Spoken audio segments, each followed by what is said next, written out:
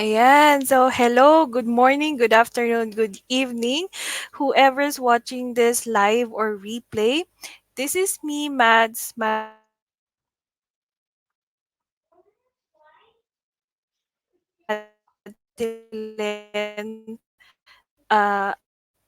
Me and my family have been here for 2 decades, and my parents are a nurse by profession and an architect, and I'm a graphic designer. Um, and I've been here since 2017 working. And today we were going to discuss about the different multiple kinds of income streams, right? So today I will be discussing this with my business partner and my mentor, which is based in Canada. So, uh, hello, sis. Hello. Good morning, good afternoon, good evening, everyone. It's October 26, 2024 here in Canada. It's 7 p.m. Ayan. I think yours is so 27 sobrang late. to Yeah. it's okay due Yes. to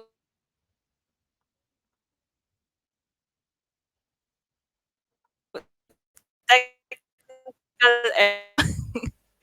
Yeah. So, yes. So, if you are, I think this discussion can be resonated by, people who are in their midlife, yung mga nasa 30s to 60s. So, if you are one of those, like us, like me, oh, like me lang pala, ikaw ba kasama ka ba doon? Yeah, I totally believe that this discussion is crucial for you because we are going to discuss how important it is to generate all three income types, especially in this day and age, right? So before anything else, let me introduce myself. Again, I'm Ariane, and I am a Filipina immigrant currently living here in Windsor, Canada, together with my husband and two young kids. And I'm an IT analyst by profession, and I'm also a proud digital business owner. I'm helping corporate individuals and especially moms like me to shift into a digital business mindset because I strongly believe that our best life, our best source of income lies here in this billion-dollar industry, which we call the online space. So, to provide a quick overview of what are we going to discuss today. Yan. Kasi we don't really discuss these things in depth unless we take up a course that's related to finance or business, 'di ba? Kasi pera-pera, 'di ba? Or sometimes we only encounter these terms kapag ano na, when we're already years into being employed, or probably when we come face to face with a business. Syempre ang unang-una nating tanong, paano ba tayo kikita diyan, 'di ba?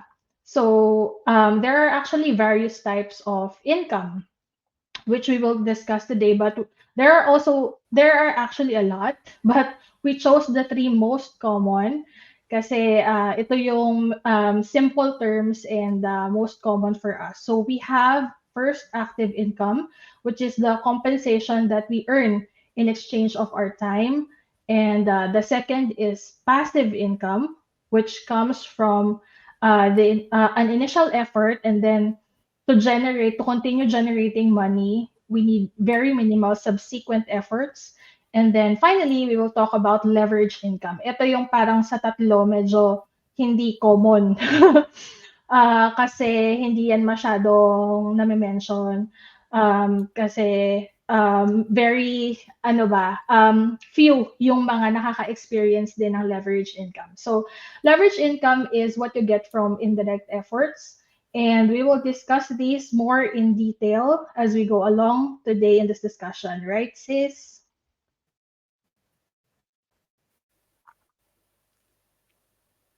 So, kung meron man delay, pasensya kasi medyo mahina talaga ang internet ko ngayon at hindi kinakaya. So, again, so the overview of what we're gonna discuss is the active, passive, and leverage income. So, ano ba yung active income? This is what we are currently, earning from our job, from freelancing, and like yung direct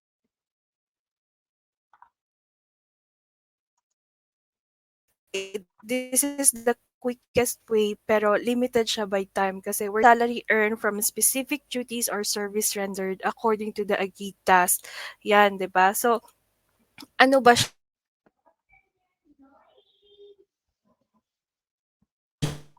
Ito yung compensation nga na gaya ng sabi ko yung location natin, 'di ba? Pumapasok tayo sa office and all. So, and syempre lower yung investment kasi actually wala ka naman talagang investment kundi yung time mo. 'Di ba, pumapasok lang tayo in exchange for earnings. So, yun siya. And yung passive, ito naman yung ine-earn natin in a manner na hindi tayo nagre-require ng effort pero may konting investment kahit papano. So, ito nga rin yung sinabi ko kanina na may investment pero nag-earn on the side. So, not much effort unlike nung active income. And this one, mas unlimited yung potential nito unlike dun sa active. And siyempre gaya ng sabi ko meron tayo ditong, upfront investment, 'di ba? And dito kahit, hindi ka wala ka on the site,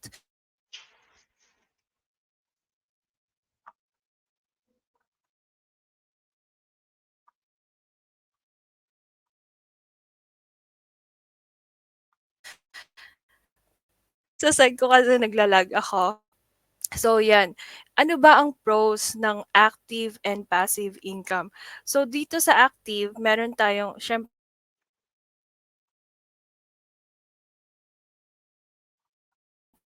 yung assured yung ating sinasahod dito and yung isa at months or sa skills natin. Pero dito sa passive, pwede tayong maging boss, pwede tayong maging flexible, like freelancing, hawak natin yung oras natin, at marami tayong options na pagpipilian. Hindi lang isa, dalawa, kundi marami siya. Kasi marami kang pagpipilian dito na ano, and pwede mo i-upskill yung mga skills na meron ka. So, hone your skills. And dito, pwede kang mag-create ng connections with other people at pwede siyang gawin alongside with our current job, 'di ba? With our active income and syempre mas maraming earnings, mas marami siyang mas mabibigay na earnings. So, sa cons, sa active, kailangan natin magtrabaho ng 8 to 10 hours, yung iba 12 hours pa, 7 days a week, 'di ba? So, kailangan din natin mag-work for someone kasi siyempre may amo tayo, may boss tayo na nagpapasahod at siyempre kung may amo ka, meron kang responsibilities, right? So, dito kailangan mo magpa-impress para lang makakuha ng salary increment or increase kung tinatawag natin. Unlike sa passive income, ang cons lang dito is siyempre mahin ma ano tawag dun, mabagal. May possibility na mabagal and um, hindi natin wala tayong assurance na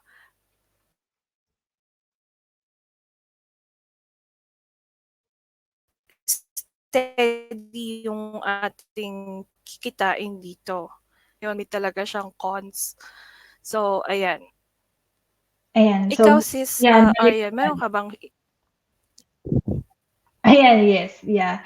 So, I guess yung practical na example for this is, yun nga, yung mga day jobs natin, full-time jobs, ganyan, part-time jobs, yan. Kasi I remember my first job was in the call center industry. So, yung very first salary ko is 16,000 pesos as a technical support representative. Actually, Pero mataas na siya. yes, sa totoo lang, ano na 'to, swerte na ako nito kasi alam ko naman that there's, others who get, other people who got lower wages during that time.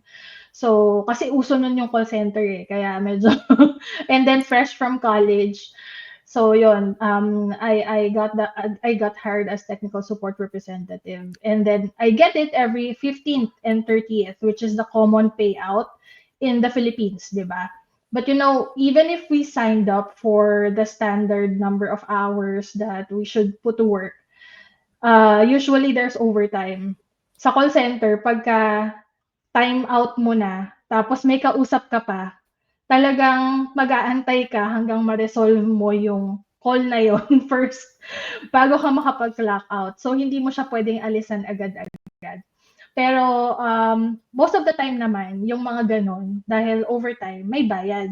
Pero minsan, meron din namang OTY lang, 'di ba? Yung thank you lang. And if Madalas. you're Actually, yes, madalas. madalas na. And if you remember, we talked about last time, yung how Filipinos are somewhat like forced to stay up late because we feel that it's awkward to go home earlier than our bosses or our workmates, di ba? Parang magsistay tayo up late sa office, aantayin natin silang makaalis lahat bago sila bago ka umalis. So, yun, yung mga ganun. Pero, yun nga. So, if you put your time there, yun yung mababayaran sa'yo. Tapos kung ano yung nakalagay sa kontrata mo, 'di ba? Kung may overtime pay ka, then yun yung income na yun, yung active income. And then there were times din na may mga deductions. So of course, we also get taxed, right? So what supposedly nung time ko, yung 16,000 pesos na yon, pag dinivide mo siya ng 15/30th, yung supposedly 8,000 pesos na yon, parang ang nare-receive ko lang is 5,000. Ganon. Parang break even na lang dun sa ginagastos ko din, transpo and food every day going to work, di ba? So, yun. Parang ang worst nga ata na na-receive ko is 3,000 kasi pag nagliban ka din, nag-leave ka, wala kang bayad. Yan, mga ganyan. So, kasi hindi ka naman nag-put nung time, wala ka sa office ang time na yon, so wala kang bayad. And yun nga, almost break even lang siya. And you see the disadvantage there, right? Kasi pag hindi ka nagtrabaho, then wala kang pay. You can't do anything about it though, because that's what you agreed and signed up for, di ba? So yung time and effort that you put in is just equal to the amount that you're gonna get. So that's what active income is. And keep in mind that each of us only have 24 hours in a day. 'Di ba? And since time is very limited, 'di ba? That's where you said ano din mahirap din yung kung halimbawa na you're in a business, you're in a company, it's difficult kasi it's tied up to the only yung hours or time that you can allot to a certain work that pays you. So, yun yung active income. Pagdating naman sa passive income, parang years into working, meron kang natabi. Let's say meron kang bit of savings or extra money, di ba? So, yun yung mga pwede nating ilagay sa investment, sa stocks, yung, let's say, sa Philippines, yung uso ngayon, MP2, di ba? Kasi, di ba, yung MP2, maglagay ka ng amount, yun nag-generate na siya ng income for you. And kumbaga wala kang ginagawang work doon, nilagay mo lang siya doon. Tapos yung mga managers na ng MP2, yun na yung nagtatry na magpalago ng money. And then if you're going to get it, dividends or something, 'di ba? Then you get passive income. So, yun yung pinaka-relatable, especially for us Filipinos. Ayan. So, punta naman tayo sa leverage income. Paano ba natin i-flash? Ayan. So, yan. So, leverage income is what we earn by using other people's time, skills, or resources. So, from the word itself, di ba? Yung leverage, yan. parang ginagamit natin yung ibang tao or ibang, let's say, tools, applications, resources para generate tayo ng income for us. So, yung example natin dyan, I'll just explain the picture first. Parang, yan yung mismong illustration. That's why I chose that photo. Ikaw yung nasa taas, yung nagpapagalaw ng mga tao, tapos ng tools mo for you to generate money or income. So, for example, in a car rental business, um, may, parang meron kang, so for you to earn leverage income, bibili ka ng cars, 'di ba?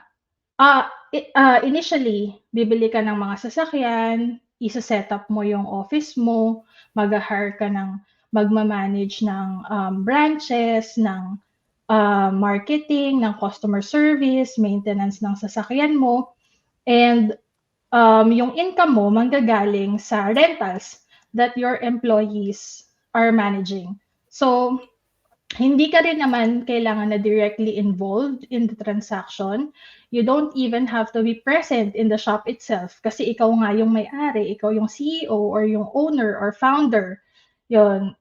So you don't have to directly spend time here. So that way, you are leveraging your team's efforts, yung marketing nila, customer service, yung mga maintenance guys mo, yan, yun yung time and effort nila for you to be able to generate the income or the leverage income.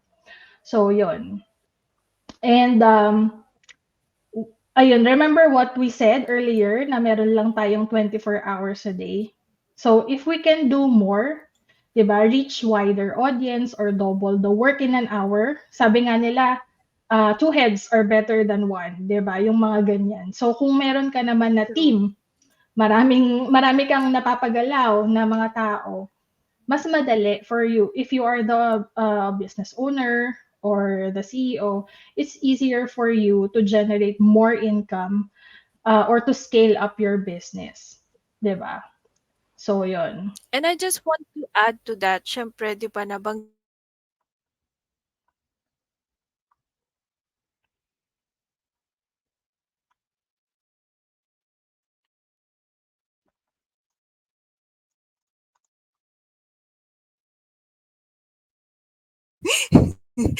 uso ngayon sa Pilipinas, 'di ba, yung nagpapa-rent ka ng condo or nagpapa-rental business ka. So, dito sa mga condo usually, 'di ba, meron silang management na nagha-handle ng rental. So, meron na silang nagha-handle ng maintenance, ng security and all. So, sila na bahala dun. So, nile-leverage mo yung mga tauhan nila, at the same time, sila nang bahala sa mga problems, and kumukuha na lang sila ng konting percentage dun sa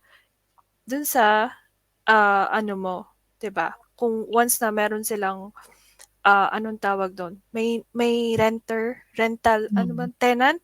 May Tenant, tenant yeah. silang nakuha, 'di ba, may percentage lang din dun silang kukunin. And Mm. yun nga, franchise ownership.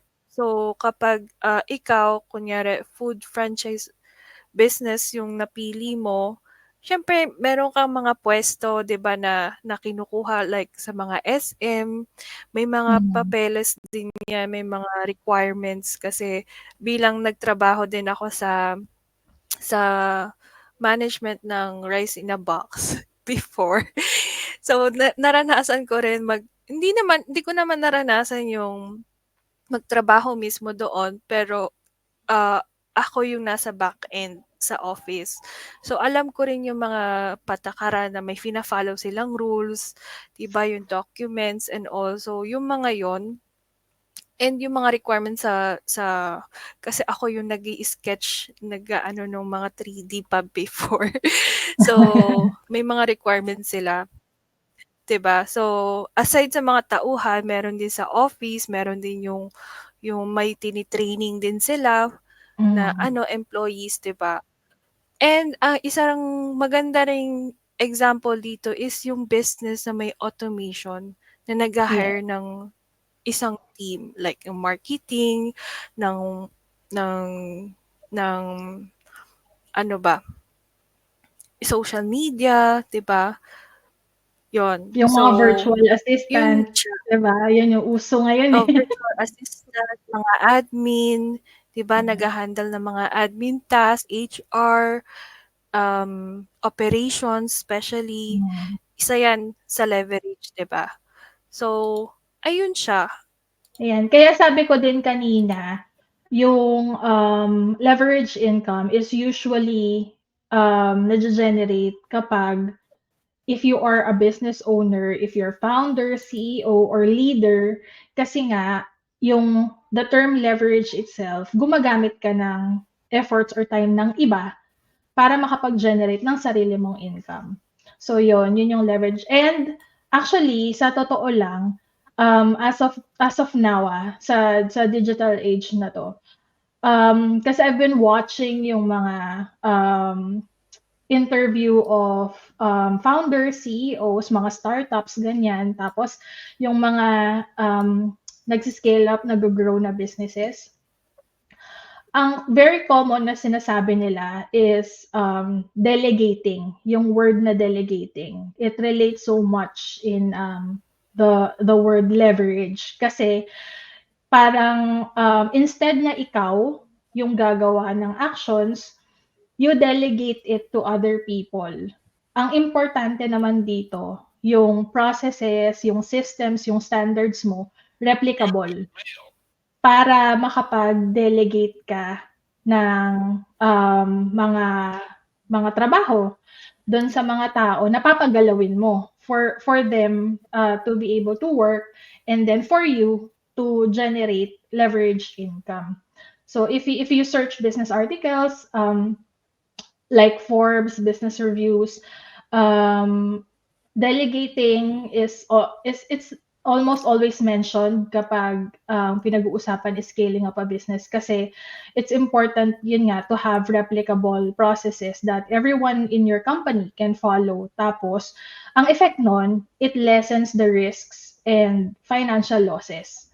So, syempre, because of that, mas marami ka din na magigain na income para Work. sa company mo or sa business mo.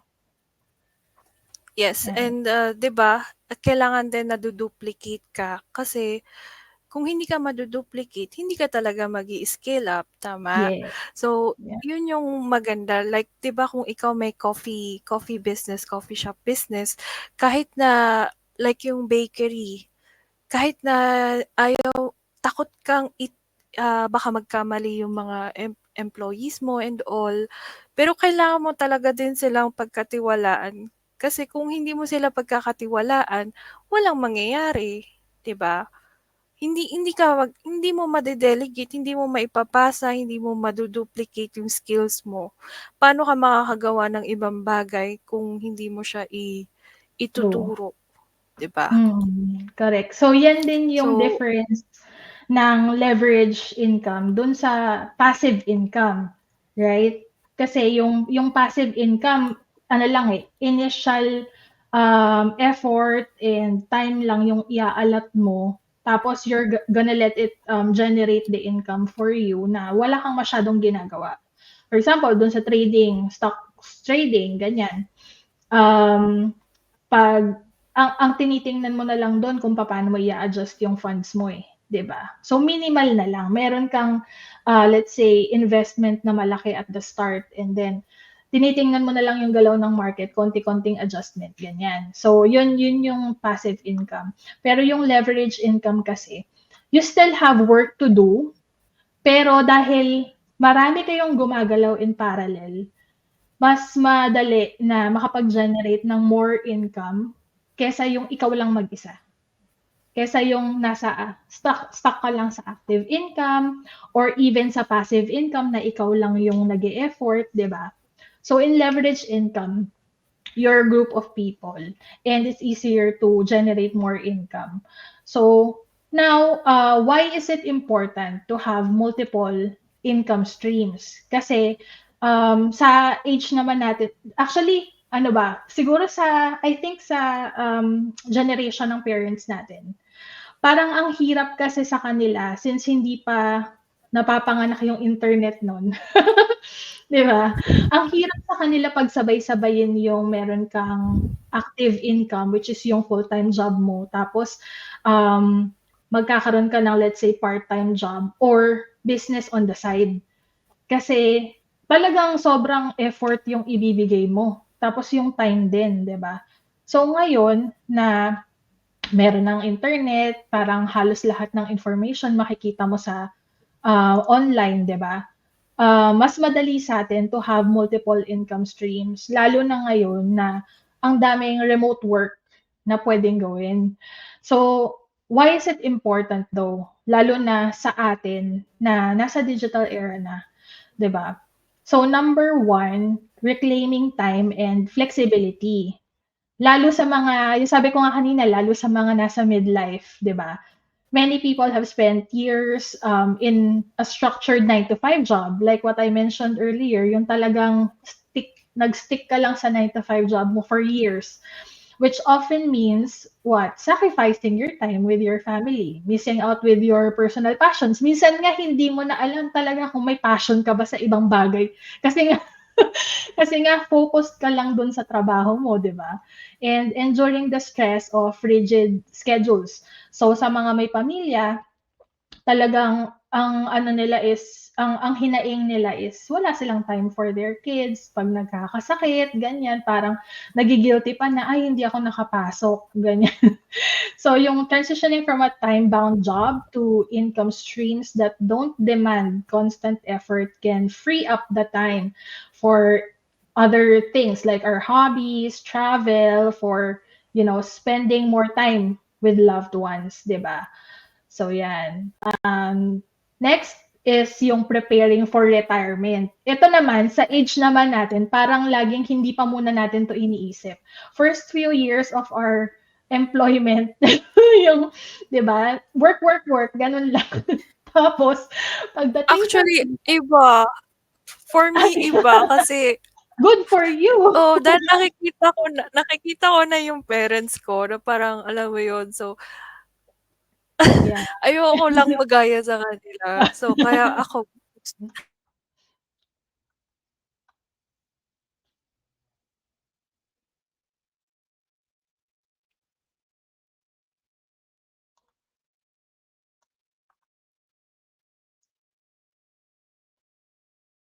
puputol ako.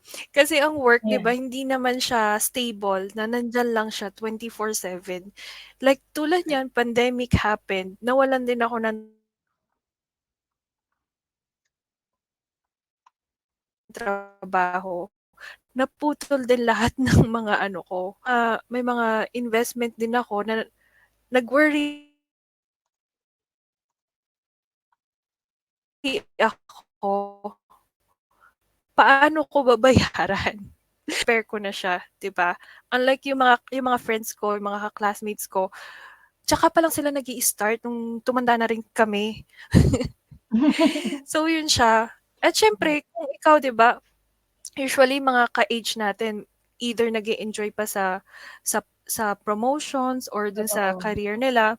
So hindi pa nila naiisip din 'yan kaya hindi pa sila burnout kasi nag-e-enjoy pa Mm. sila, eh, Correct. So, yun nga kaya yung relying on one active income, 'di hindi siya ba? magiging Tayo sufficient. kasi, kaya hindi siya oo, 'di ba in the long run. Hmm, ayun. Lalo na kung ang goal mo is comfortable retirement, 'di ba? So, yun, building passive and leverage income streams aside from your active income can supplement retirement savings and create a safety net. So, bakit ba yun nagma-matter? With the rising cost of living, ayan, kasama na yan kasi lalo rin dito sa even here in Canada, kahit maraming natatanggap na benefits yung mga tao, umaaray pa rin sila sa rising cost of living. Nagmamahal din yung mga goods and yung binabayaran natin monthly, daily, yan. And the uncertainty of traditional pensions. Parang ang akala natin, ang laki ng makukuha natin sa pension. Pero 'pag nandun na tayo sa point na nagmahal na pala lahat because of inflation, hindi na pala magiging sapat yung naipon na pension. So, kulang na pala yun para sa ini-aim natin talaga na lifestyle. And then having True. additional income from investments, yun nga yung sabi mo kanina, rental properties, yung digital products as well, marami ring gumagawa niyan, can ease the pressure and provide a more secure future. So yun yung preparing for retirement. Yeah, I hope yun yung mga ka-age natin ngayon kahit papaano nakakapag-ipon na no ng or nakakapag-plan na for retirement. Yan. Medyo mahirap kasi yan, lalo pag sabay-sabay na with whatever we have to pay, we have to, kung ano yung kailangan nating Juggle gastusan, yes. everyday life. Oo, daily expenses, yan. Other Yan. than that, may problems ka rin, 'di ba? Totoo.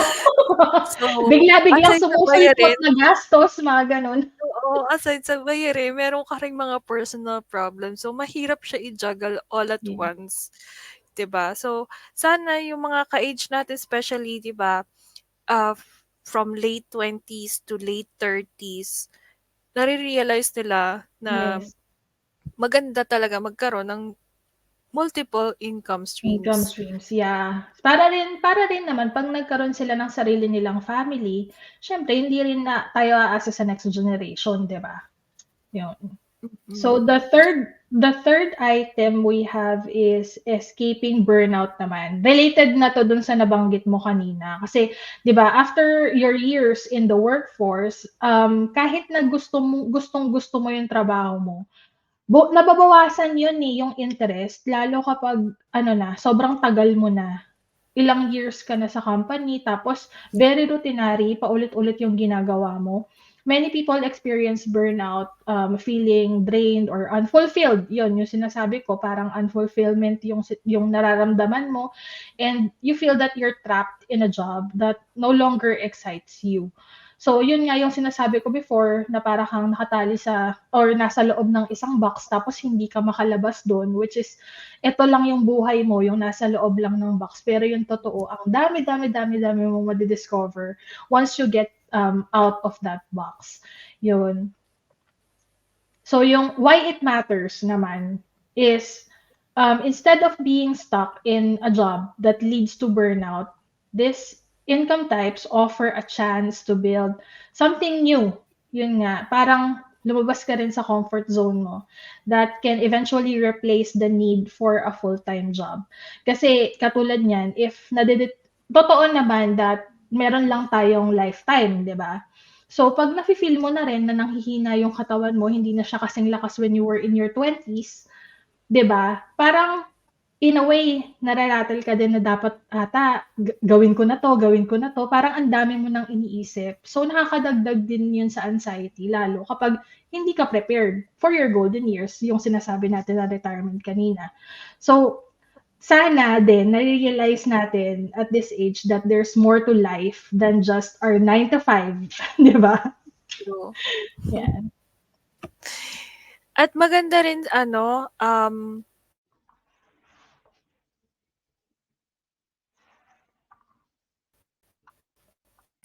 kasi like ako, nag-e-enjoy din naman ako sa posters sa streets, yung mga posters na ginagawa ko for events, gano'n.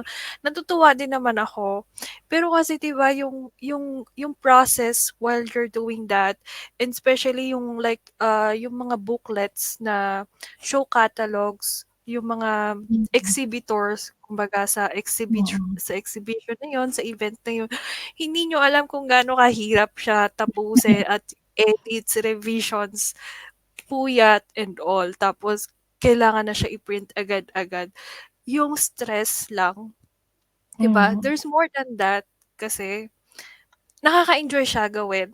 Pero mm, kahit um, ano ba, yung colleagues mo, yung mga kasama mo sa mm, work, masaya rin sila kasama, mm. pero hindi mo alam hanggang kailan kasi Yes. Parang dadating at dadating ka dun sa point na parang, okey pa ba na idiretso ko 'to ng ilang years pa, parang gano'n. yes. At saka hindi naman kayo lahat, 'di ba, mag-i-stay lang sa isang company. Mm. there will come a time na maghihiwa-hiwalay din kayo. Yes. Like tulad nung nangyari sa pandemic, lahat kami nagbabalak din kami umalis kasi pagod na rin kami. Pero hindi namin ini-expect na lahat kami mahihinto dahil lang sa pandemic. 'Di ba? So Yeah. nagkahiwa-hiwalay kami lahat. Oh, Yeah. 'di ba? So yun, in relation to that, ito na yung next item natin, which is yung adapting to economic shifts. So 'di ba, yan nga yung nabanggit mo na global health crisis na nangyayari noong 2020. Yan. Alam naman natin that because of the technology right now, it's fast-paced. Pwede rin siyang maging unstable, very unstable actually. Yung developing income sources beyond the traditional job ensures that you are less vulnerable to economic downturns like yung pandemic, company layoffs, yan, maraming nagbawas ng mga tao nung pandemic, di ba?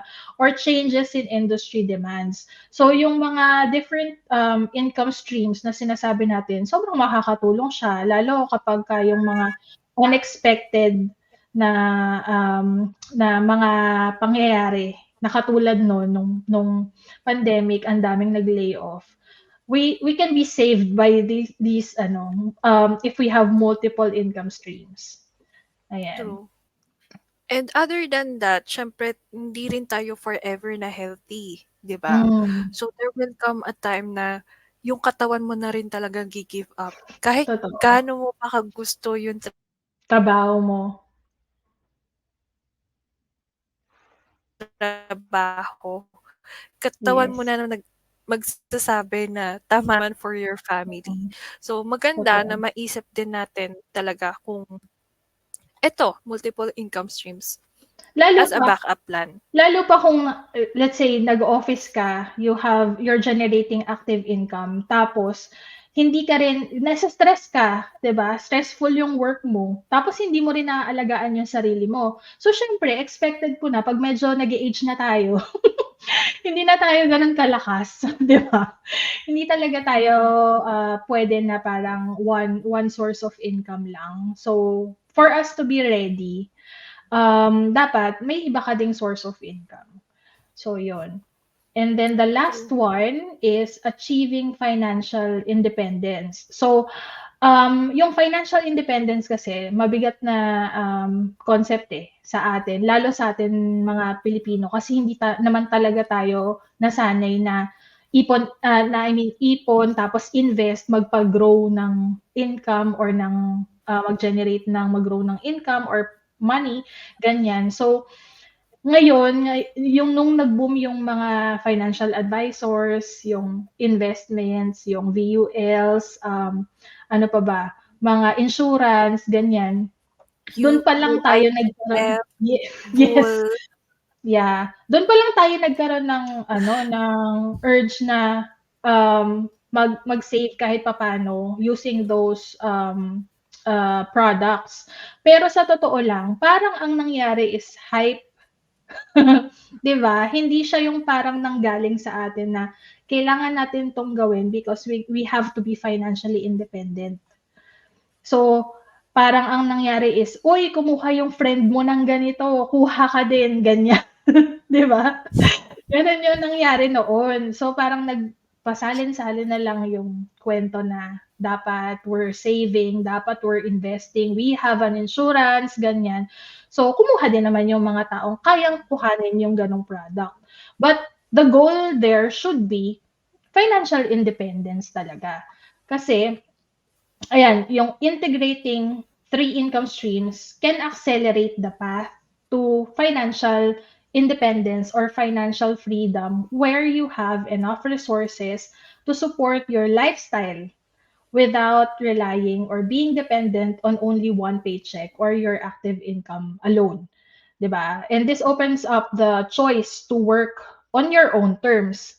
Sino bang may ayaw nun? Parang gigising ako ng tanghali na kasi ayokong gumising ng sobrang aga pero nagge-generate pa rin ako ng income. 'Di ba ang saya nun? Yan. mm. So yun, why it matters. So for us in our age, the desire to enjoy life more yung mga nahilig mag-travel lalo, yan, and work less, become stronger. Sa ano nga ngayon, Instagram, sa Threads, ang dami-dami-dami kong nakikitang comments na I need a remote work, remote job, saan daw makakakita ng legit na remote work, gano'n. Paano daw mag digital marketing or paano maging virtual assistant, baka daw puwedeng paturo, yan. Ang dami-dami kong talagang nakikita ngayon. So, parang ayaw nang bumalik ng mga tao sa office. Yan, so sabi nga natin kanina, there will come a point in our career na when we feel burnout, wherein we're not happy with what we're doing anymore, 'di ba? So, yung income sources na 'to, yung multiple income streams na 'to, can allow for the freedom to pursue meaningful projects or your passion, 'di ba? Or even yung early retirement. Kasi usually sa ating mga Pilipino, ay magre-retire ako 60, 65. Pero at that time, baka kung hindi ka healthy, 'di ba, mahina rin yung katawan mo, makakapag-enjoy ka pa ba? Mae-enjoy mo pa ba yung oras at saka yung naipon mo para sa sarili mo or para makapag-explore kung yun talaga yung gusto mong gawin. So, hindi talaga tayo makakapag-intay na mag-retire ng 60 or 65, 'di ba? If you wanna retire early, dapat meron kang ano bang tawag dun, pang-generate talaga nung income na para makapag-save ka ng malaki for your ideal na freedom, 'di ba? Ideal na retirement. Yung iba nga ngayon, ang nauuso na is ayaw na nila yung word na retirement.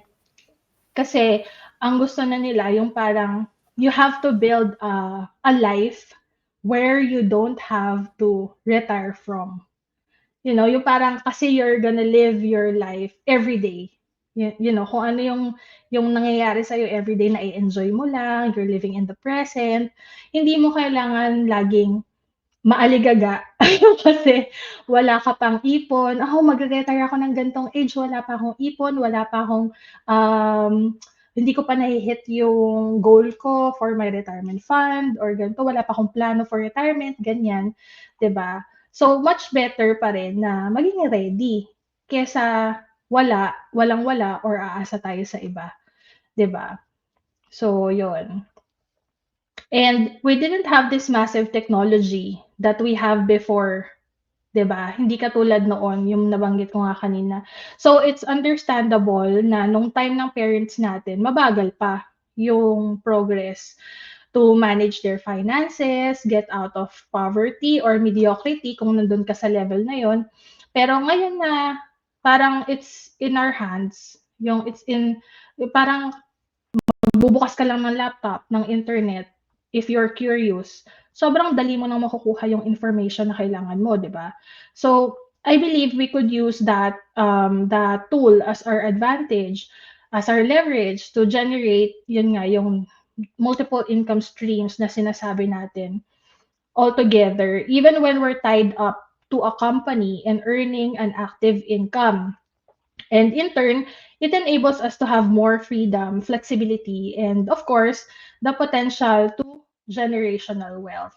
So, yon.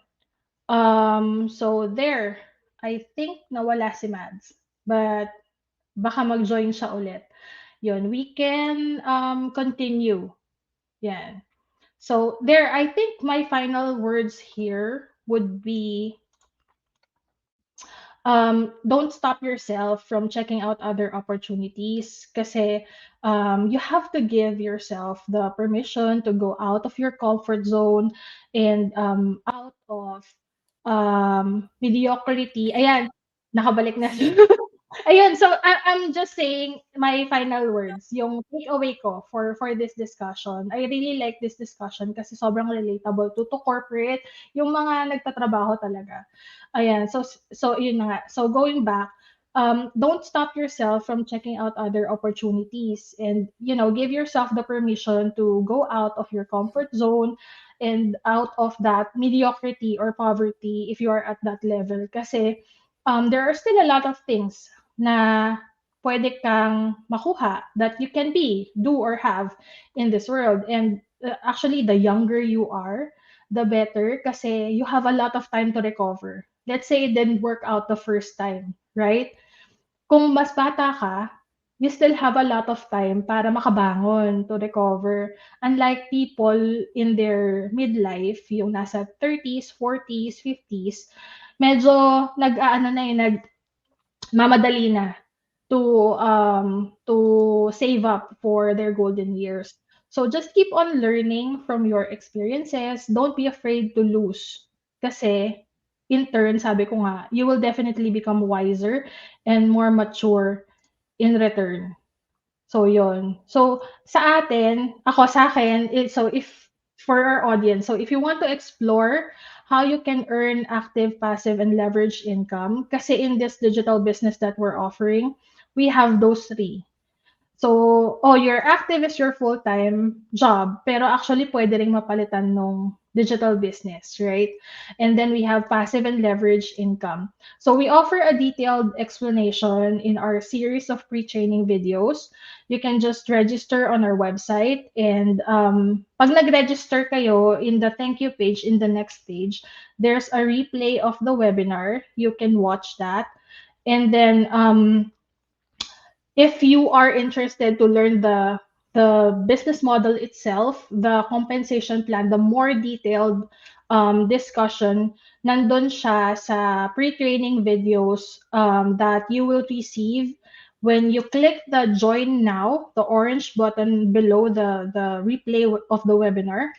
You just have to pay the $149, and then you will receive the link to the videos. You just have to watch it, and you'll discover how much potential there is in this online business, because yun nga, it uses all three streams of income. Pero yun, don't worry if you think that this is not the one for you, or if this is not the one that you're expecting it to be. The $149 fee is fully refundable.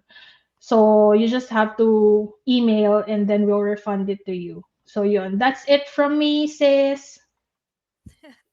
Hello, so sorry nawala ako, ang bagal ng internet. But yeah, my takeaways going back, for me, the future is created by what you do today and not tomorrow, 'di ba? So if we don't take action now, walang mangyayari, 'di ba? The future is nowhere to be found. So gaya rin ng sabi mo kanina, na in this business, we can build all these three income streams, which is the active, the passive, and the leverage income. It may not be instant, pero if you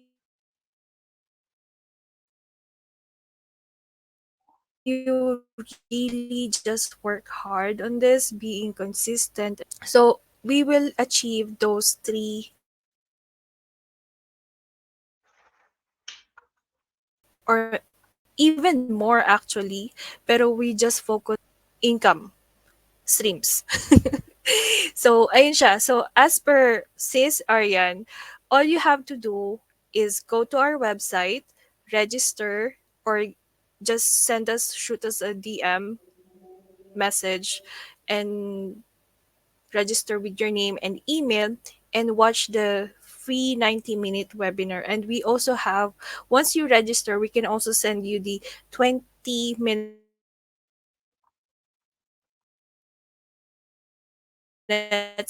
summarized video, 'di ba? So kung kayo medyo but we highly suggest to watch the 90-minute kasi mas detailed talaga siya compare sa summarized version. Oh. And if you have any questions and all, you can always ask us. And if you think na, gaya sabi ni Sis Arian kanina, if you think na this is not for you, no problem. At least you have checked it out.